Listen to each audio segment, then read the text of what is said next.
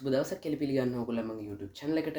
ඔන්න අද මම කියලා දෙන්න හදන්නේ මේ ට්‍රෙන්ඩ් එක. එහෙමත් නැත්නම් ඇත්ත ෆොටෝස් කොහොමද මේ කාටුන් එකක් විදියට හදන්නේ කියලා. එහෙනම් අපි වීඩියෝ එකට යමු. මම ඊට කලින් මතක් කරනවා මේ වගේ වීඩියෝස් තව බලා ගන්න ඕන නම් මගේ channel එක subscribe කරන්න. එහෙනම් ඔයගොල්ලෝ ඉස්සෙල්ලාම කරගන්න ඕනේ මේ විදිහට ඔයාලගේ Play Store හරි App Store හරි ගිහින් ඉවර වෙලා ඒකේ ChatGPT එක ඉන්ස්ටෝල් කරගන්න ඕනේ. මම ඉන්ස්ටෝල් කරගෙන තියෙන්නේ මෙන්න මේ විදිහට ChatGPT ඉන්ස්ටෝල් කරගන්න ඕනේ.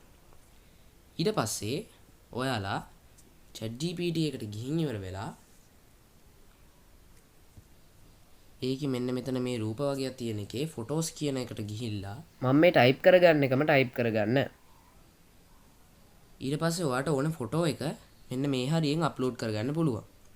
දැන් මම මෙන්න මේ ෆොටෝ එක අප්ලෝඩ් කරන්නම්.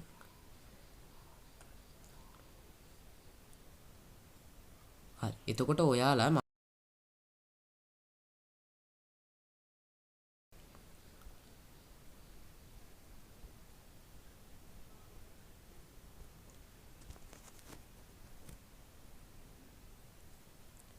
මේක මේ විදිහට ChatGPT එකට අප්ලෝඩ් කරාට පස්සේ ටික වෙලාවකින් ඔයාට එයා මේ කාටුන් ස්ටයිල් එක විදිහට මේක හදලා එවනවා.